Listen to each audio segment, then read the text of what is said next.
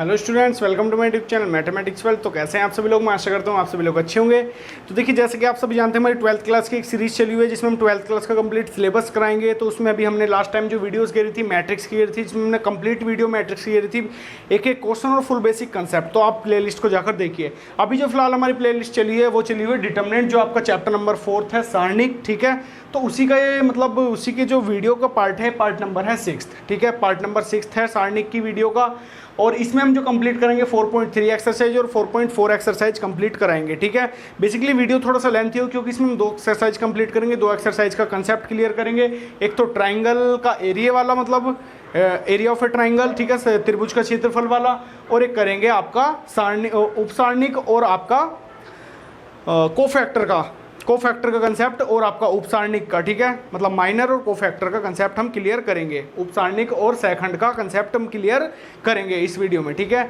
तो वीडियो मेरे साथ शुरू से लास्ट तक जुड़े रहें। देखिए, 2 ही शर्त है कि वीडियो में, एक तो शुरू से लास्ट तक जुड़े रहिए और ज़्यादा से ज़्यादा लोग इसको वीडियो को शेयर कीजिए। आपको अच्छे से समझ में आएगा, कंप्लीट वीडियो देखो बिना स्किप करे हुए, ठीक है। तो बिना वक्त हुए हम वीडियो करते हैं स्टार्ट। उससे पहले बट चैनल को सब्सक्राइब करना, बेल के आइकन को प्रेस कर देना, जिससे आने वाली वीडियो का नोटिफिकेशन आपको सबसे पहले मिले।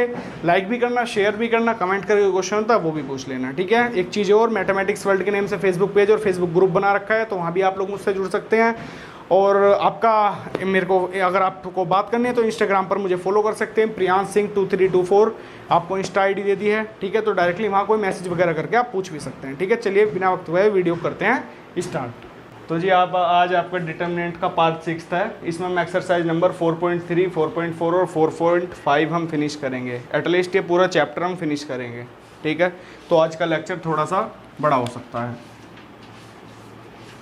ठीक है। तो 4.3 एक्सरसाइज शुरू करने से पहले देखिए मैं इसके बारे में थोड़ा सा बेसिक बता दूँ आप लोगों को, क्योंकि इसमें एक ही तरीके के क्वेश्चन आने वाले हैं। 4.3 में से ज़्यादातर क्वेश्चन आते भी नहीं, और आते हैं तो केवल 2 नंबर का क्वेश्चन आता है, ठीक है। बेसिकली ट्राइंगल का एक कंसेप्ट है छोटा सा, ठीक है। त्रिभुज का क्षेत्रफल,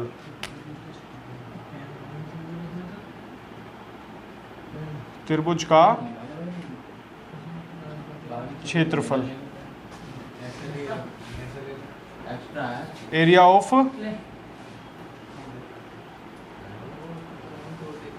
ट्राइंगल। ध्यान देना सभी लोग इधर। देखिए, इसका छोटा सा एक फॉर्मूला है जो आप 8th क्लास में एक बड़ा सा फॉर्मूला पढ़ते थे, 1/2 x ब्रैकेट में y2 - y1, इस तरीके का कुछ होता था, ठीक है। तो वो यहीं से आता था, वो वाला जो कंसेप्ट है वो यहीं से आया, ठीक है। एक ट्राइंगल दे रखा है, आपको ध्यान देना इधर। एक ट्राइंगल दे रखा है, ये जो इसके वर्टेक्स होंगे, कॉर्नर पॉइंट्स होंगे, ऑलवेज कैपिटल लेटर से डिनोट करते हैं, काफ़ी बार बता चुका हूँ, ठीक है। मान लीजिए point x1 y1, x2 y2 and x3 y3, ठीक है। ये पॉइंट्स हैं आपके ट्राइंगल के कॉर्नर पॉइंट्स। तो इसका एक एरिया का फॉर्मूला होगा डिटर्मिनेंट की फॉर्म में, ठीक है। इससे डिनोट करेंगे 1/2 basically x1 y1 1, x2 y2 1, x3 y3 1, ठीक है। इसे आप डिटर्मिनेंट की तरह सॉल्व कर दोगे। बट डिटर्मिनेंट सॉल्व करना आपको बताया था अभी लास्ट टाइम, मैंने जब लास्ट वीडियो में काफ़ी सारे क्वेश्चन करे। 4.2 में हमने बेसिकली यही काम करा है कि डिटर्मिनेंट सॉल्व करना, कि हम यहाँ देखो R1 में से R2 घटा दें और R2 में से R3 घटाएं तो दोनों जगह 0 बन जाएंगे, ऐसा है। ये डायरेक्टली भी इसका विस्तार कर सकते हो। तो ये सारी चीज़ बताई थी, ठीक है। मेरे को एक बात मैं तुम्हें बता दूं, देखो इसमें इस पूरी एक्सरसाइज में ही 2 तरीके के क्वेश्चन आएंगे। एक तो ट्राइंगल के एरिया पर बेस्ड होंगे, समझ रहे हो, त्रिभुज के क्षेत्रफल बेस्ड होंगे, कि डायरेक्ट ये फॉर्मूला लगाया आंसर आ गया, ठीक है। बेसिकली सिर्फ इतना सा काम करना है। और दूसरा टाइप का क्वेश्चन होगा एक संरेख वाला, कॉलिनियर वाला, संरेख वाला, कि जब ये तीनों पॉइंट ने, जैसे तीनों पॉइंट ट्राइंगल की शेप में है अभी, ठीक है, जब ये तीनों पॉइंट एक ही उसमें आ जाए, जब ये तीनों पॉइंट एक ही रेखा पर आ जाए, तो उसे क्या बोलेंगे आप? संरेख बोलोगे। तो उसमें क्या होगा, संरेख की कंडीशन में देखो, इसका तो कुछ एरिया होगा, क्योंकि एरिया की डेफिनेशन ये बोलती है कि एरिया हम उसका फाइंड कर सकते हैं जब क्लोज फिगर हो। क्लोज फिगर है भाई, बंद है तीनों तरफा से, तो हम इसका एरिया फाइंड कर सकते हैं। ओपन होता तो एरिया नहीं फाइंड कर सकते थे, ठीक है। तो क्या एक स्ट्रेट लाइन का एरिया फाइंड कर सकते हो? नेवर, हो ही नहीं सकता। तो जब ये एक स्ट्रेट लाइन की फॉर्म में आ जाएंगे तो इनका एरिया क्या हो जाएगा? 0 हो जाएगा। तो देखो, ट्राइंगल का फॉर्मूला तो ये होगा, त्रिभुज के क्षेत्रफल का फॉर्मूला। और जब संरेख वाली कंडीशन देगा, ये संरेख वाली कंडीशन जब देगा, तो इसी में देखो ये एरिया तो 0 हो जाएगा। तो 0 = 1/2 and x1 y1 1, x2 y2 1, x3 y3 1, ठीक है। इसकी मल्टीप्लाई बेसिकली इसमें कर देंगे तो 0 हो जाएगा, तो फॉर्मूला आपके पास निकल के आएगा x1 y1 1, x2 y2 1 और आपका x3 y3 1 बराबर 0। तो संरेख की कंडीशन में आपको डायरेक्ट ये फॉर्मूला लगा लेना है। आ रही है बात समझ में, क्योंकि इसमें एरिया तो 0 हो जाएगा, फिर 2 की इधर मल्टीप्लाई 0 हो गया और ये डिटर्मिनेंट बराबर ये आ जाएगा, ठीक है। तो इसमें दो ही तरीके के क्वेश्चन बनेंगे, एक तो संरेख वाला बन सकता है, एक त्रिभुज के क्षेत्रफल वाला बन सकता है, ठीक है। अब बेसिकली हम बात करें जो 8वीं 9वीं क्लास में आपको एक बड़ा सा फॉर्मूला आता था आपका त्रिभुज का, कि त्रिभुज का क्षेत्रफल फाइंड करो जब आपको 3 पॉइंट्स गिवन हो, है ना। ट्राइंगल का एरिया फाइंड करो जब आपको 3 पॉइंट्स गिवन हो। तो आप क्या करते थे, वही वाला फॉर्मूला की देखो ये इस तरीके से कुछ होता था 1/2 ब्रैकेट में x1, है ना, फिर ब्रैकेट बंद, फिर प्लस x2, फिर ब्रैकेट प्लस x3, है ना, ब्रैकेट में इस तरीके से। तो ये आता ही कहाँ था, आता ही कहाँ से था, क्योंकि जब हम डिटर्मिनेंट ये सोल्व करेंगे तो कंडीशन ये बनेगी। आ रही बात समझ में। यहाँ देखो y2 माइनस y1 और y3 minus y1, y2 minus y3, इस तरीके से जो अंदर लिखे होते थे। तो ये वाला फॉर्मूला होता था आपके 8th 9वीं क्लास में, 8वीं 9वीं क्लास में। तो जी यहाँ से हम इसे सोल्व कर लेते थे। तो वो आया कहाँ से, वो यहीं से आया, ठीक है। एक ट्राइंगल का एरिया निकालने का एक छोटा सा कंसेप्ट है जो आपका डिटर्मिनेंट में दे दिया है, ठीक है। क्वेश्चन जी मतलब जितना आसान इसका ये बेसिक है छोटा सा, उतना ही आसान इसके क्वेश्चन करने हैं, ठीक है। जैसे हम एक्सरसाइज 4.3 में देखा है, 4.3 का पहले क्वेश्चन का स्टेटमेंट अगर हम पढ़ें तो ये दे रखा है, देखो कि निम्नलिखित प्रत्येक में दिए गए शीर्ष बिंदुओं वाले त्रिभुज का क्षेत्रफल ज्ञात करो। भाई त्रिभुज के 3 पॉइंट्स दे रखे हैं, इधर ध्यान देना, देखो इसे रफ कर रहा हूं मैं, ध्यान दीजिएगा इधर।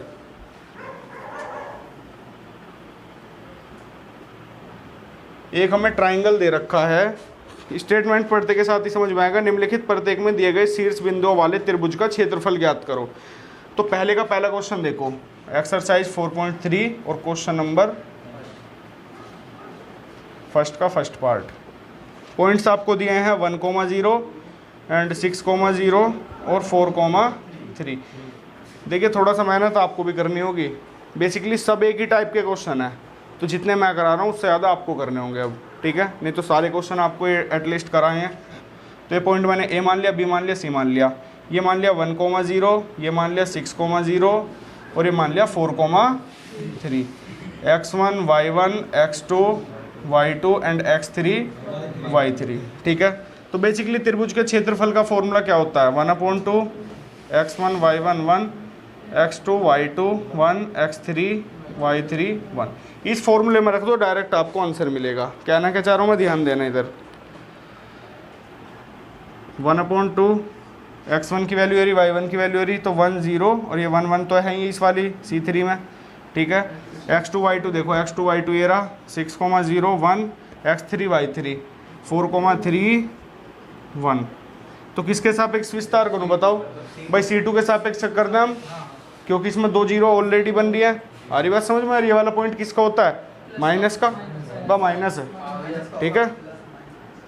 तो 1/2 देखो ये माइनस का 3 होगा ये वाला पॉइंट, तो इससे ये कैंसिल और ये कैंसिल, जो आपका डिटर्मिनेंट हो जाएगा 1 6 1 1, ये वाली कंडीशन बनेगी। इसे मैं यहाँ सोल्व कर रहा हूँ, 1/2 -3 ऐसी रखो, इसकी मल्टीप्लाई इसमें करेंगे 1 आएगा, ठीक है, और इसकी इसमें करोगे माइनस का 6 आएगा। क्लियर। ये होने के बाद बस इसे सोल्व कर दो।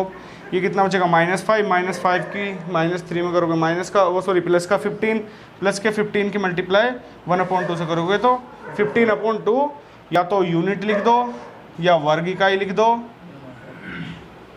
या इकाई लिख दो केवल। आ रही बात समझ में। ये इसकी यूनिट होती है एरिया की। आ रही है पूरी बात समझ में। तो पहला क्वेश्चन ऐसा हो गया, दूसरा भी कर लोगे, तीसरा भी कर लोगे, ठीक है।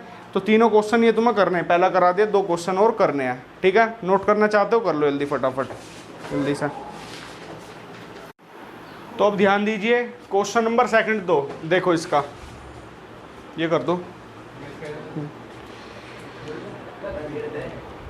क्वेश्चन नंबर सेकंड में देखिए क्या लिखा हुआ है यहाँ पर, देखिए दर्शाइए कि बिंदु ए बी सी संरेख है। संरेख मतलब एक स्ट्रेट लाइन में है। अभी देखना इधर,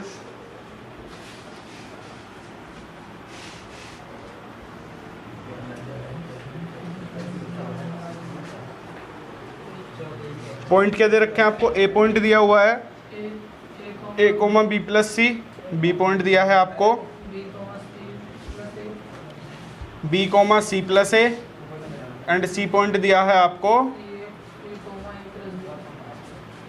सी कोमा ए प्लस बी। ये 3 पॉइंट दिए हैं, ठीक है। वो कह रहा है संरेख दिखाना, हमें क्या दिखाना है, संरेख।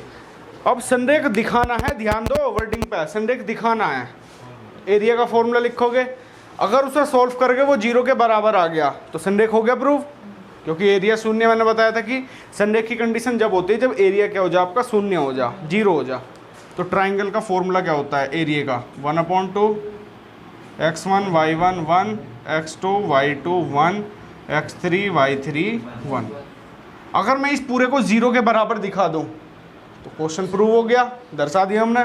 तो देखो 1/2 इसे मानो x1 y1 x2 y2 x3 y3, ठीक है। x1 y1 a b plus सी और 1, b c प्लस a और 1, c a plus b and 1। Clear. 1/2 operation लगा रहे इसमें, यहाँ पर हम देखो r1 में चेंज r1 माइनस r2 और r2 में चेंज r2 माइनस r3, ठीक है। तो a माइनस b, अगर इसमें से हम इसे घटाएंगे तो क्या आएगा, b माइनस a और 0, ठीक है। b माइनस c, इसमें से इसे घटाओगे तो c माइनस b, और यहाँ 0, और r3 में तो कोई चेंज है नहीं, एज इट इज ऐसी नोट हो जाएगी, c a प्लस b और 1, ठीक है। अगर हम इसका c3 के सापेक्ष विस्तार कर दें तो क्वेश्चन हमारा एटलीस्ट सोल्व हो जाएगा। और देखो 0 ही आएगा, अभी देखो 0 ही आएगा, यहाँ कर रहे हैं 1/2 इसके सापेक्ष विस्तार लिख देना r3 के, चलो लिख ही देते हैं, c3 के सापेक्ष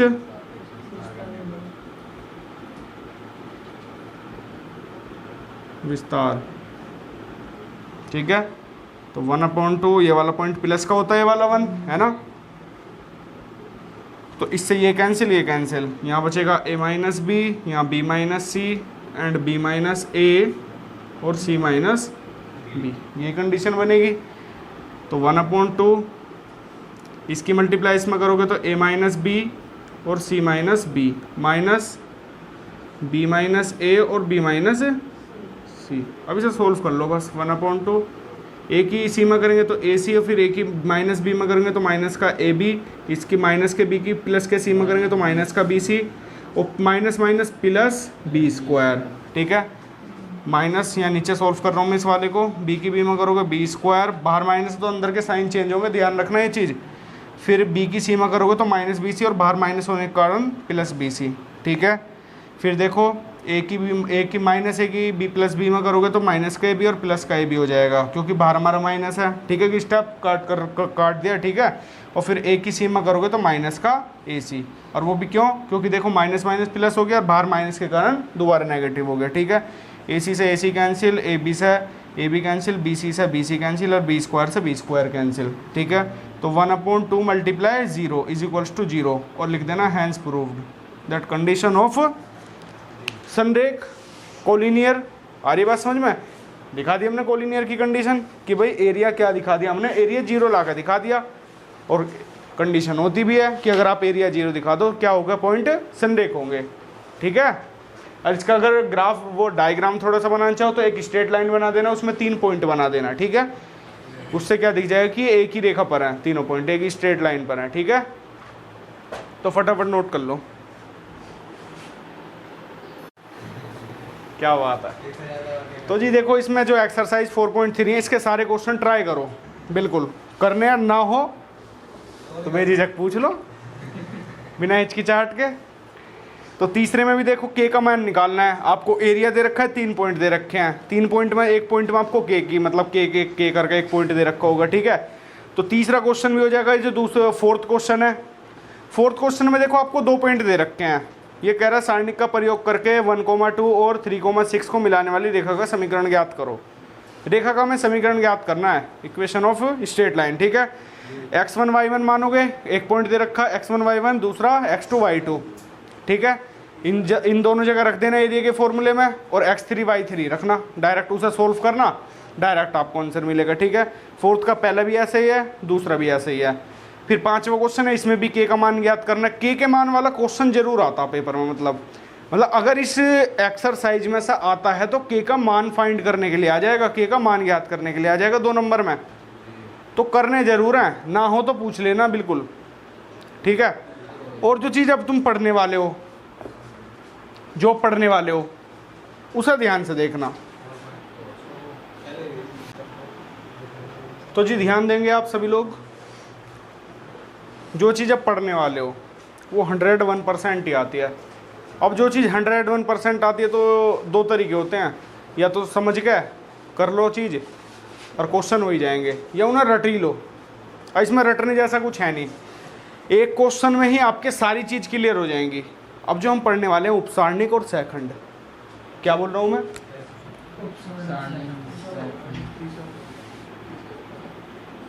सारणिक एवं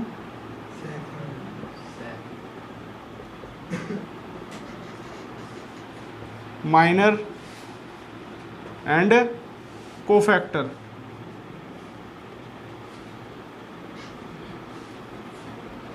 कोफैक्टर। अब जो चीज़ ये तुम पढ़ने वाले हो ध्यान से देखना, इसमें क्या होता है, मैंने कोई डिटर्मिनेंट लिखा A11, A12, A13, A21, A22, A23, A31, A33, वो सॉरी A32, A33, ये मैंने क्या लिख दिया, डिटर्मिनेंट लिख दिया। इसका ऑर्डर क्या होगा, 3x3, क्योंकि इसमें 3 ही रोज हैं और 3 ही कॉलम्स हैं, 3 ही पंक्तियाँ और 3 ही स्तंभ हैं, ठीक है। जो बात मैं बोल रहा हूँ ध्यान से सुनते रहना। इसमें एलिमेंट कितने हैं, 9, 1 2 3 4 5 6 7 8 9, मतलब इसमें अवयव कितने हैं, 9। तो 9 के 9 अवयवों का ही अपना एक क्या होता है, उपसारणिक होता है। अरे बात समझ में, 9 के 9 अवयवों का ही अपना एक उपसारणिक होता है। अरे कैसे बात समझ में जो बोलना चाह रहा हूँ, मेरे को अगर A11 का उपसारणिक निकालना हो, किसका, A11 का, तो हम ये काम नहीं करते थे, पहली पंक्ति पहले स्तंभ कैंसिल आउट, पहली पंक्ति पहले स्तंभ कैंसिल आउट। तो इसका उपसारणिक क्या होगा, ये होगा। आ रही बात समझ में कुछ। अगर मैं बात करूं A12 का उपसारणिक क्या होगा, मतलब माइनर क्या होगा, तो इससे ये कैंसिल, ये चारों पॉइंट इसके वो हो जाएंगे, ये वाला जो डिटर्मिनेंट आएगा। आ रही बात समझ में। अगर मैं कहने लगूँ A13 का उपसारणिक क्या होगा, A13 का, तो ये कैंसिल, ये इसका उपसारणिक होगा। आ रही बात समझ में। उपसारणिक को बेसिकली आप M से डिनोट करते हो, कैपिटल M से, ठीक है, और सेकंड को आप दिखाते हो कैपिटल A से, ठीक है। देखो धीरे धीरे हम 2-4 क्वेश्चन करते हैं, कंसेप्ट होगा क्लियर, क्या मैं कहना चाह रहा हूँ, किस तरीके के क्वेश्चन बनेंगे। तो अभी फिलहाल हम एक छोटा सा एग्जाम्पल लेकर चीज़ को सोच रहे हैं, ठीक है। तो देखो आपका एक एग्जाम्पल दे रखा है पेज नंबर 133 पर, एग्जाम्पल नंबर 19।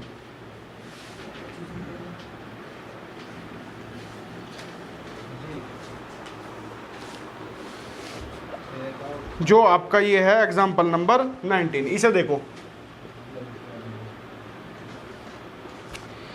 इसमें दे रखा है सारणिक दे रखी है आपको एक 1 2 3 4 5 6 7 8 9। क्वेश्चन ध्यान से सुनते रहना। एक सारणिक ये दे दी, मैं अवयव 6 का उपसारणिक ज्ञात करो, मैं अवयव 6 का उपसारणिक ज्ञात करो।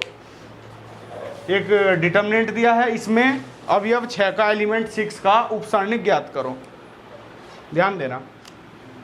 तो इसकी कंपेयर हम इससे कर रहे हैं, बे वाला पॉइंट A11 होता है, A12 होता है, A13 होता है, A21 होता है, A22 होता है, A23 होता है, A31, A32, A33। ये कोई बेसिकली ज़्यादा जरूरी नहीं है लिखने, हैं।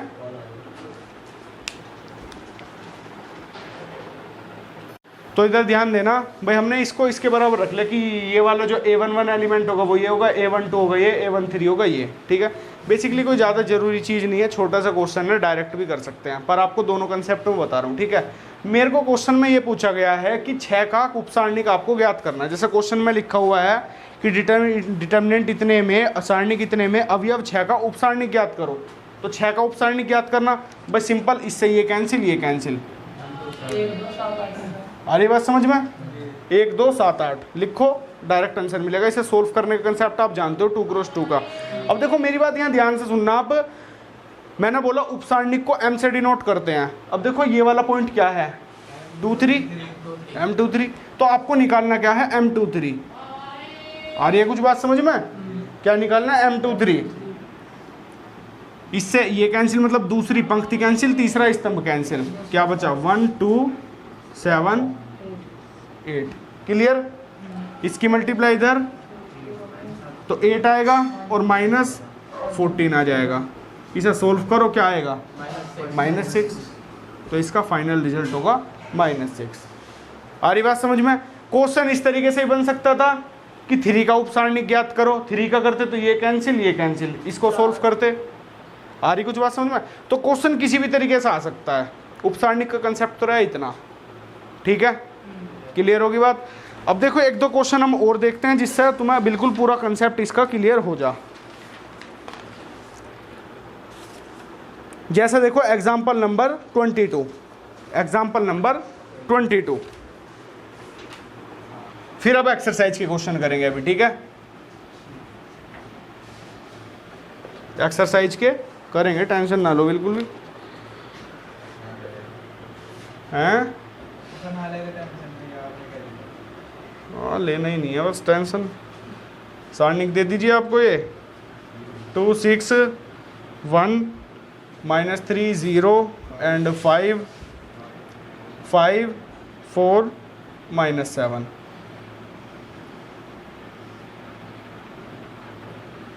ध्यान से क्वेश्चन पढ़ो। एक सारणिक दिया आपको, ये जो लिखी है मैंने बोर्ड पर, के अवयव के उपसारणिक और सहखंड ज्ञात कीजिए और सत्यापित कीजिए कि A11 into A31 plus A12 into A32 plus A13 into A33 is equals to 0 है। ध्यान से देखो, एक आपको डिटर्मिनेंट दिया हुआ है, ठीक है? इसने बोला आपको उपसारणिक भी ज्ञात करने हैं, इसके सेकंड भी ज्ञात करने हैं। अभी मैंने उपसारणिक ज्ञात करने का आपको एक कंसेप्ट बताया कि उपसारणिक तो ऐसे ज्ञात करते हो, ठीक है? अब क्वेश्चन है ये लेंथी, थोड़ा सा है इजी बट है थोड़ा सा बड़ा। अरे बात समझ में? इसमें देखो अभी हमसे जो लास्ट क्वेश्चन पूछा, लास्ट में ये पूछा था कि एक ही अवयव का, कि भाई 6 का आपको उपसारणिक बता दो। इसमें 9 अवयव है, 9 के 9 अवयव का आपको उपसारणिक निकालना होगा। आ रही कुछ बात समझ में? तो ये वाला पॉइंट M11 होगा, ये M12 होगा, ये M13 होगा, क्योंकि उपसारणिक को हम M से डिनोट करते हैं। आ रही बात समझ में? तो सबसे पहले इसको हम बाद में करेंगे सत्यापित। अब मैं निकाल रहा हूँ M11 उपसारणिक।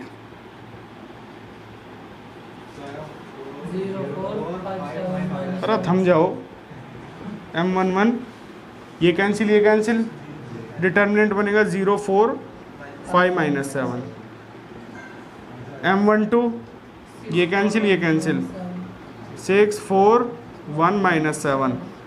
M13 पहली पंक्ति तीसरा स्तंभ 6 0 1 5। अब निकालूंगा मैं M21 दूसरी पंक्ति पहला स्तंभ -3 5 5 -7, ठीक है? अब मैं निकालूंगा जी यहाँ पर M23 22 दूसरी पंक्ति दूसरा स्तंभ 2 5 1 -7। M23 दूसरी पंक्ति तीसरा स्तंभ 2 -3 1 5। M31 तीसरी पंक्ति पहला स्तंभ -3 5 5 -7। M32 तीसरी पंक्ति दूसरा स्तंभ 2। अरे रुक जाओ, रोल का 1 क्वार्टर हो, इतना कैड़ा देख रहे हैं अभी। हमने 3 1 निकाला, तीसरी पंक्ति पहला स्तंभ, तो 3 5 0 4 3 5 0 4। क्या तो शोर ना करे करते, हो जा गलती पता चल जाती है अभी। M32 निकालेंगे तो तीसरी पंक्ति दूसरा स्तंभ तो 2 5 6 4। तो M33 लास्ट M33, तो तीसरी पंक्ति तीसरा स्तंभ 2 माइनस 3 6 0। क्लियर। अभी ना सोल्व भी करना, अभी जब भी तो लॉन्ग क्वेश्चन बनेगा ये। अरे अभी तो उपसारणी की चल रही है, अभी तो सेकंड भी निकालना है, तो टेंशन नहीं लेनी। इसा सोल्व करोगे भाई, 0 की -7 में करोगे 0 आएगा, और 5 चौक 20 माइनस का, क्योंकि माइनस लगाते हैं हम। 7 6 42 माइनस का, और -4 एकम 4 तो -46,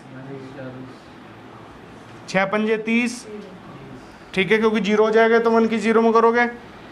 7 तिया 21, और -25 -4, ठीक है। इधर मैं सोल्व कर रहा हूँ, 7 दूनी -14, और माइनस का 5 तो -19, और इसे अगर हम सोल्व करेंगे तो क्या बनेगा, +13, +13, 5 दूनी 10 माइनस माइनस प्लस, 3 एकम 3, ठीक है ना। 4 तिया 12 माइनस के 12, और इसे अगर हम सोल्व करेंगे तो 4 दूनी 8, और 5 6 30, तो 8 में से 30 गए तो माइनस का 22, ठीक है संदीप, बिल्कुल सही। 0 की 2 में करेंगे, अरे ठीक है, 0 की 2 में करेंगे 0, और 6 तिया माइनस का 3 दे रखा, माइनस के 18, माइनस लगाते हैं और प्लस का 18। तो हमारे सब M11 M12 M13 21 सारे कुछ एलिमेंट आ गए हैं जो उपसारणिक के आ गए। क्वेश्चन ये और है जुड़ा हुआ, देखो उपसारणिक तो हमने फाइंड कर लिए, पहला क्वेश्चन डन। यहाँ क्वेश्चन ये भी है कि सेकंड भी तो फाइंड करने हैं। अब सेकंड फाइंड करने का भी कंसेप्ट जानो, किसको फाइंड करने का, सेकंड फाइंड करने का। ये तो हमने माइनर फैक्टर फाइंड किए एक तरीके से, ठीक है। तो अभी लास्ट टाइम बैच में पढ़ाया था ये टॉपिक, तो सेकंड का फॉर्मूला याद है किसी को पूरे बैच में, मोनू को? अच्छा ठीक है। 1 जो भी एलिमेंट निकालेंगे। अब देखो ध्यान से देखना, इसे मैं भी रफ नहीं कर रहा, नोट करना तुम्हें, ठीक है। सेकंड तुम खुद ही निकाल लोगे। अगर आपको M11 का सेकंड निकालना हो तो A11 से दिखाओ, मैंने बताया कि A से डिनोट करते हो सेकंड को। आ रही कुछ बात समझ में? अब आप A11 निकाल रहे हो तो करना क्या है, -1 की पावर 1 + 1 इंटू M11, ये फॉर्मूला लगाना है। अगर आप निकाल रहे हो A12 तो -1 की पावर, इन दोनों को जोड़ के लिख दो, 1 + 2 इंटू M12। आ रही बात सुनो समझ में? सबको आ रही है समझ में? देखो -1 की पावर 2 इंटू M11 की वैल्यू क्या है, -20, तो -1 का स्क्वायर करोगे तो +1, +1 की -20 से करोगे -20, तो A11 कितना आ गया, -20। आ रही बात समझ में? है भाई, आनी चाहिए। माइनस प्लस में गलती मत कर देना बिल्कुल भी, ठीक है। जैसे A12 निकालना मुझे है, हाँ रुक जा, A12 निकालना है आपको, ध्यान दो, A12 निकालना तो -1 की पावर 3 बनेगा, और M12 कितना दे रखा है, -46। -1 की क्यूब करोगे तो -1, -1 की मल्टीप्लाई -46 से करोगे तो प्लस का 46, तो निकल गया A12 भी। भाई A13 भी निकालो, A31 भी निकालो, A33, जितने आपके 6 के 6 और 9 के 9 एलिमेंट, सारे एलिमेंट निकाल लोगे इस मेथड से। अभी सबकी कॉपी चेक करूँगा, जल्दी निकालो फटाफट, ठीक है। पूरा क्वेश्चन नोट करने के बाद, और अभी ये भी हम करेंगे ये वाला, ठीक है ना, जो आपको दे रखा है ये भी प्रूफ करेंगे, ठीक है। नोट करो फटाफट पहले इतना और निकाल के दिखाओ। तो सभी के फाइंड हो गए हैं, A11 A12 A13 वगैरह, सेकंड है फाइंड हो गया सबका, हो गया। अब देखो क्वेश्चन में क्या दिया था, अरे अब इधर ध्यान दे लो, हमें ये और प्रूफ करना है। इसकी वैल्यू है आपके पास, और इसकी भी है, और इसकी भी है, तीनों वैल्यू आपके पास अवेलेबल है जो आपने निकाली होगी। जैसे A31 निकाली होगी, A32 A33, ठीक है। बात है A11 की, इसकी कंपेयर करो, इससे ही होते हैं। ये A11 होता है A11, A12 होता है A13, A21 A22 A23 A31 A32 A33, यही होते हैं। तो आपको चाहिए A11, तो A11 ये रहा, तो 2 हो गए एक, तो फिर चाहिए आपको A12 -3 होगा, एंड चाहिए आपको A13 आपका 5 होगा। तीनों वैल्यूज है, रखो यहाँ पर, फिर सोचना क्या। अब जो मैं पूछूं वो बताते रहना, बस 1 मिनट रुको, नोट कर लेना है सारी चीज़, ठीक है। तो सेकंड निकाल लोगे, सब आगे सेकंड निकालना, सच बिल्कुल, और उपसारणिक भी आ गया होगा।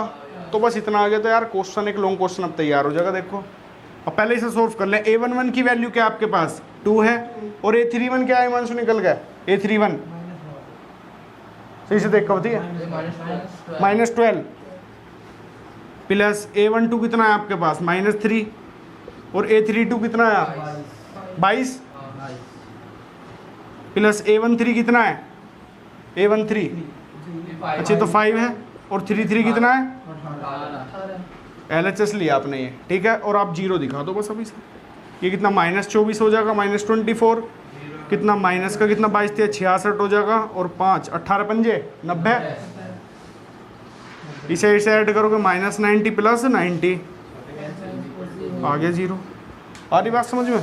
तो बेसिक अंडरस्टैंडिंग क्लियर होनी चाहिए क्वेश्चनों में के लिए, बस बेसिक कंसेप्ट आपके क्लियर है। जो जो पॉइंट मैं बता रहा हूँ सारे को आप ध्यान दे रहे हो तो कोई दिक्कत नहीं होने की कभी भी। क्वेश्चन कैसा भी आ जा भाई, घुमा फिरा के पॉइंट इस तरीके से पूछ सकता था कि a21 इंटू a32 ऐसा करके, मतलब कुछ भी। तो आपको पता होना चाहिए कि ये जो कैपिटल वाले हैं ये तो डिनोट कर रहे हैं कोफैक्टर्स को, सेकंड को, ठीक है, और जो स्मॉल्स वाले हैं ये इनको कर रहे हैं एलिमेंट को रिप्रेजेंट, ठीक है। एक बात और, एक नोट पॉइंट और दे दूँ, जो अभी हमने निकाले थे कोफैक्टर्स निकाले थे, जैसे निकाले कैपिटल A31 A32 A33 ये पॉइंट्स हमने निकाले थे A13, अगर वहाँ ये फॉर्मूला लगा रहे थे हम माइनस, जैसे हमें निकालना A11 निकालना है तो -1 की पावर 1 + 1 इंटू M11 ये था। मेरे को निकालना है A31 तो -1 की पावर 3 + 1 इंटू M31, और मेरे को निकालना है A32 तो -1 की पावर 2 + 3 इंटू M23। तो ये सारी चीज़ जैसे हमने निकाली, तो एक पॉइंट नोट पॉइंट के रूप में याद रखना, जब यहाँ पर -1 की पावर इवन हो मतलब सम हो तो ऑलवेज पॉजिटिव नंबर मिलेगा, मतलब ये पॉजिटिव मिलेगा, ठीक है। और जब -1 की पावर ओड हो तो ऑलवेज नेगेटिव -1 मिलेगा। आ रही बात समझ में? ठीक है, तो ये पॉइंट भी एक नोट पॉइंट के रूप में लिख लेना है, याद कर लो, ठीक है। इससे क्या होगा, क्वेश्चन करने में थोड़ा सा हल्का सा हमारा टाइम सेव हो जाएगा, ठीक है। अब बड़ा एक्सरसाइज के क्वेश्चन पे एक दो एक्सरसाइज के कर लें तुम्हें पता चलेगा, फिर कर दूँ, रफ कर दूँ सारा है। तो बस देखो यही है, रोज का काम रोज करो और कोई दिक्कत होने की ना है बिल्कुल भी। तो जी एक्सरसाइज पे आते हैं अब, एक्सरसाइज 4.4 देखो, ठीक है। क्वेश्चन फर्स्ट में देखो क्या दे रखा है, निम्नलिखित सारणिकों के अवयवों के उपसारणिक एवं सेखंड लिखिए। सेखंड लिखिए, उपसारणिक और सेखंड लिखिए। तो पहला क्वेश्चन देखो, पहले का पहला पार्ट क्या दे रखा है आपको, 2 - 4 0 3, 2 - 4 0 3, ये 2 × 2 का है, ये तो छोटा सा क्वेश्चन है, करते हैं इसे फिनिश। पहला मैं निकाल रहा हूँ उपसारणिक,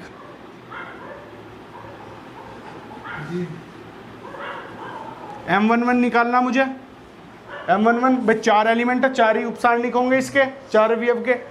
तो M11 निकालना, ये कैंसिल, ये कैंसिल, M11 कितना 3 आ गया डायरेक्ट। मेरे को निकालना M12, पहली पंक्ति दूसरा स्तंभ, पहली पंक्ति दूसरा स्तंभ, बचेगा ये। तो इसका ये एलिमेंट, क्योंकि देख लो ना भाई, ये A11 होता है, ये A12 होता है, A21 होता है, A22 होता है, ठीक है। तो M11 मैंने निकाला, देखो क्या आया 3, ये कैंसिल, ये कैंसिल, 3 आ गया। M12 निकाला मैंने, ये कैंसिल, ये कैंसिल, ये कैंसिल, अरे बस समझ में 0 आ गया। अब मैं निकालूंगा M21, दूसरी पंक्ति पहला स्तंभ, दूसरी पंक्ति पहला स्तंभ, -4 आ गया। अब मैं निकालूंगा आपका M22, तो दूसरी पंक्ति दूसरा स्तंभ 2 आ गया। तो चारों के उपसारणिक आ गए, चारों पॉइंट के। आगे बात समझ में? अब मैं बात कर रहा हूँ सेकंड की, कोफैक्टर की। तो A11 निकालूंगा, A11 -1 की पावर 1 + 1 इंटू M11 -1 की पावर 2 इंटू M11 की वैल्यू कितनी है 3, तो ये कितना आ जाएगा 3 आ जाएगा, क्योंकि -1 का स्क्वायर +1 हो जाएगा और 3।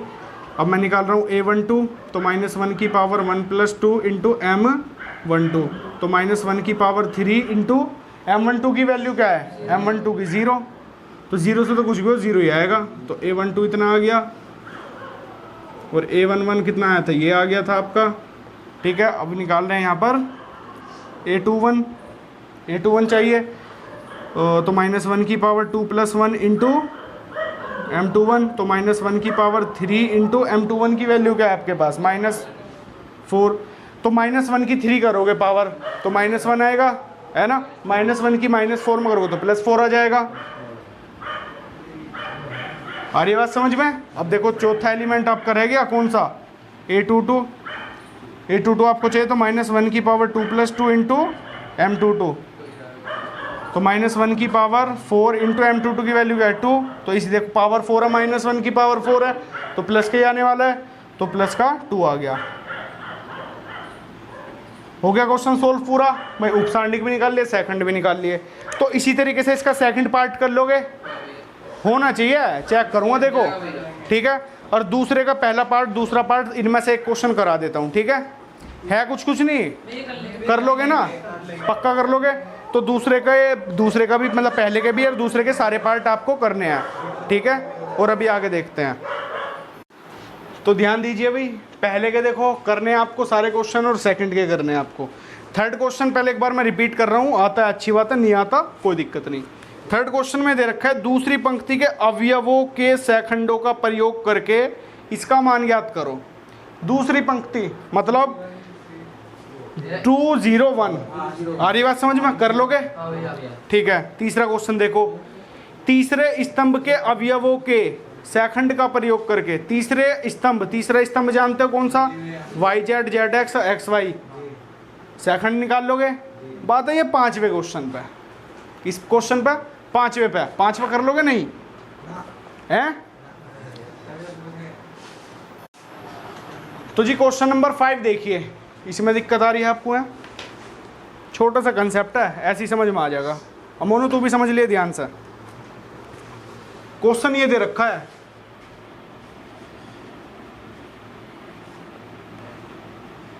A11 A12 A13 A21 A22 A23 A31 A32 A33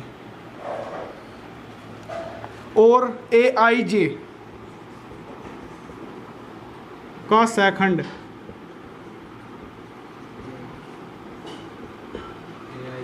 capital AIJ हो तो इसका मान बताओ। हाँ, इसका मान निम्नलिखित रूप से व्यक्त किया जा सकता है। 4 ऑप्शन दे रखे हैं आपको, ठीक है। ध्यान से सुनना, क्वेश्चन ये आ जा चाहे 2/2 का आ जा, मान लो यही क्वेश्चन एक्स्ट्रा में ये होता 2/2 का, A11 A12 A21 A22। एक मैंने स्क्वायर मैट्रिक्स के बारे में आपको बताया था, वर्गाव्यू, ठीक है। और एक बताया था कि जब डिटर्मिनेंट आप सोल्व करोगे कि determinant always solvable square matrix, कि जब भी डिटर्मिनेंट सोल्व होगा वो स्क्वायर मैट्रिक्स का ही हो सकता है। स्क्वायर डिटर्मिनेंट का कि जिसमें पंक्तियों की संख्या और स्तंभों की संख्या क्या हो, बराबर। कभी आपने ऐसा तो डिटर्मिनेंट देखा नहीं होगा कि जिसमें 3 पंक्तियां 4 स्तंभ दे रखी हो, देख लो, पूरे इतिहास में नहीं देखा होगा यार।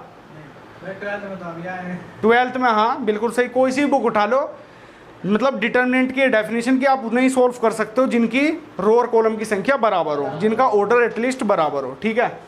तो ये भी बस ये जो क्वेश्चन है बेसिक अंडरस्टैंडिंग का है। देखो जैसे आपको 3/3 दिया, 3/3 का ये दिया, ठीक है, 4 ऑप्शन रख दिया आपके सामने।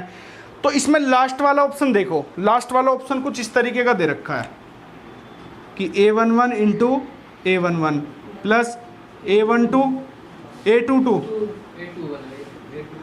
A21 into A21 plus A31, ठीक है। चौथे क्वेश्चन को ध्यान से देखना, मतलब चौथे ऑप्शन को, ये एक चीज रिप्रेजेंट कर रहा है, यहाँ 1 1 यहाँ 1 1 यहाँ 2 2 यहाँ 2 1 यहाँ 2 1 यहाँ 3 1 यहाँ 3 1। अरे बस समझ में। अगर मैं इसकी बात करूं तो इसका क्या होएगा, अगर आप ये वाली बात समझ में आ रही है, देखो चौथा ऑप्शन इसका राइट ऑप्शन है, पहले तो ये ठीक है, चौथा ऑप्शन राइट ऑप्शन है। मैंने एक बात आपको ये बताई कि भाई 3 क्रॉस 3 2 क्रॉस ट्रोस, मतलब आपको जो वर्ग आव्यूह है आप उसी का डिटर्मिनेंट फाइंड कर सकते हो, उसी की सारणिक की फॉर्म में दे दिया हुआ है, तो उसे ही आप सोल्व कर सकते हो। ठीक है, तो ये देखो ये क्या रिप्रेजेंट कर रहा है कि यहाँ रो और पंक्ति की संख्या बराबर, रो और पंक्ति की संख्या बराबर, मतलब जो यहाँ पर है वो यहाँ पर, जो यहाँ है वहाँ, जो यहाँ है वो यहाँ। ठीक है, आ रही बात समझ में? मतलब क्या है कि इसी एलिमेंट की मल्टीप्लाई अगर इसी के सेकंड से हो जा, ये एलिमेंट को रिप्रेजेंट करता है, मैंने आपको बताया अवयव को, और ये किसको करता है? सेकंड को, कैपिटल ए को। ये एलिमेंट, ये सेकंड, ये एलिमेंट, अगर किसी एलिमेंट की मल्टीप्लाई उसी के सेकंड से हो जा तो कंडीशन ये बनेगी। आ रही बात समझ में कुछ? अगर मैं इसका निकालने लगूं, तो इसका क्या आएगा? क्या चीज? हाँ, इसका आंसर बताओ, इसका क्या हो सके? A11 into A11 plus A21। आ रही बात समझ में? ठीक है, और यही चीज अगर आ जा 4/4 में कि A11 A12 A13 A14 A21 A22 A23 A24 A31 A32 A33 A34 A41, भाई क्या हो गया? A42 A43 A44। अगर मैं इसका कहने लगूँ तो क्या होएगा जी, बताइए जरा? A11 into A11 plus A21 into A21 plus A31 into plus A41। आ रही बात समझ में? तो लगा दोगे अब, कोई दिक्कत परेशानी? 4/4 का ही बता दे, 3/3 का बता दिया, 2/2 का बता दिया, 3/3 का ये रहा, 2/2 का ये रहा, 4/4 का ये रहा। ठीक है, और क्वेश्चन पूछने वाले की इतनी हिम्मत नहीं है कि सागा 5/5 का पूछ ले। अरे रहम करेगा वो भी तुम पे। आ रही बात समझ में? तो कभी मतलब ये क्वेश्चन रिपीट भी ना हुआ। ठीक है, टिक मार्क में, पर टिक मार्क आएंगे ही ना। ठीक है, बेसिकली मैंने कंसेप्ट बता दिया आपको, अब किसी भी तरीके से आ जाओ कर दोगे। ठीक है, तो जी अब देख लो, ये एक्सरसाइज भी एटलीस्ट कंप्लीट सी हो गई है। ठीक है, पढ़ने का मन है पढ़ावांगे या फिर कल को करें फिर हैं? देखो अब जो कंसेप्ट आज आपने जो सीखा, बेसिकली क्या सीखा? उपसारणिक निकालने सीखे और सेकंड आपने निकालने सीखे। अब जो आप जो आगे का कंसेप्ट पढ़ोगे वो पढ़ोगे किसका? एडजॉइंट ए का और ए इनवर्स का। ये 2 कंसेप्ट आपको और पढ़ने हैं, और एक तीसरा, हाँ, कि जो आपको 2 या 3 इक्वेशन दे दें और उनको आपको आव्यूह विधि से हल करना है। ये 3 चीज आपको पढ़नी है। मतलब यूज इन्हीं का है। जैसा आप ए इनवर्स निकालोगे, थोड़ा सा एक्सप्लेन अगर मैं करूं, ए इनवर्स निकालोगे तो ए इनवर्स का एक छोटा सा फॉर्मूला, अगली जो एक्सरसाइज है ना, इससे आप ट्राई कर सकते हो, ऐसी बात नहीं है। ए इनवर्स का जो फॉर्मूला होता है 1/डिटर्मिनेंट इंटू एडजॉइंट ऑफ ए। ठीक है, अब देखो सब चीज का लिंक है। मान लो आपको एक क्वेश्चन दिया, यही दे दिया, या डिटर्मिनेंट की फॉर्म में ये दे दिया आपको क्वेश्चन, इसे रफ कर दूं मैं, ये दे दिया 2 3 1 0 1 2 -1 3 2, ये दे दिया। ठीक है, ये ए बराबर दे दिया इतना, और कहे कि ए इनवर्स निकालो जी, ए इनवर्स निकालो, ये क्वेश्चन आ जा, तो देखो इसका डिटर्मिनेंट निकाल लोगे, और ये कभी भी आएगा ना आव्यूह की फॉर्म में, क्वेश्चन आएगा ऑलवेज आव्यूह की फॉर्म में। तो सबसे पहले तो इसका डिटर्मिनेंट निकाल लोगे आप, ये आवश्यकता है इसकी। सबसे पहले आपको निकालना है डिटर्मिनेंट ऑफ ए। अगर ये शून्य आ जा तो सोल्व करना ही नहीं, आ गया लिख देना, इसका अस्तित्व नहीं, अतः ये सोल्व मतलब हल नहीं किया जा सकता। ठीक है, अगर ये कुछ और भी आ गया, क्या दोबारा सुन, सबसे पहले तो इसे डिटर्मिनेंट की फॉर्म में लिखोगे, ए को डिटर्मिनेंट सोल्व करना तुम जानते हो, R1 R2 R3 C1 C2 C3 किसी के भी सापेक्ष कर दोगे। करने के बाद अगर ये 0 आ जाए, डिटर्मिनेंट ऑफ ए 0 आ जाए, तो सोल्व करना नहीं है, लिख देना अस्तित्व नहीं है, इसे सोल्व नहीं किया जा सकता, आगे हल नहीं करेंगे। ठीक है, ठीक है। अगर ये -1 -2 या कोई भी नंबर आ जाए, माइनस प्लस का कोई भी, तो इसे सोल्व करना। ठीक है, अब बात आई एडजॉइंट ऑफ ए की। एडजॉइंट ऑफ ए जो होता है, पहला हम उपसारणिक, इसका उपसारणिक निकालेंगे सभी अवयव का, फिर आप निकालोगे सेकंड निकालोगे। सेकंड निकालने के बाद एक सेकंड आव्यूह बनता है। क्या बनता है? सेकंड आव्यू, तो सेकंड आव्यू आप पे बनाना आना चाहिए। हाँ, जैसे आपने ये A11, A12, A13 इस तरीके से, वो जो आप लिखोगे जैसे एलिमेंट आए लिख दिए इस तरीके से, आप उसका अगर ट्रांसपोज मैट्रिक्स निकाल दोगे, क्या बोल रहा हूँ मैं, ट्रांसपोज मतलब परिवर्ताव्यू, कि रो को कॉलम में और कॉलम को रो में चेंज कर दो, तो आपका डायरेक्ट एडजॉइंट ऑफ ए निकल जाएगा। एडजॉइंट ऑफ ए की वैल्यू रखो, डिटर्मिनेंट ऑफ ए की वैल्यू रखो, डायरेक्ट ए इनवर्स आपका निकल जाएगा। आगे आपको ये काम करना है, ठीक है, करके देखना, ना हो बेसिकली पूछ लेना, कोई दिक्कत नहीं है। और नेक्स्ट एक्सरसाइज मतलब नेक्स्ट पार्ट में तो हम सारी चीज़ कराएंगे, ठीक है। मतलब ये है कि होमवर्क समझ लो, कुछ भी समझ लो, करके देखना, अगर हो जाए तो अच्छी बात है। हाँ, पहला उसका फिर उसका रो कॉलम में चेंज कर देना, ठीक है ना। तो आज के लिए इतने रखते हैं, कल पढ़ेंगे और, ठीक है।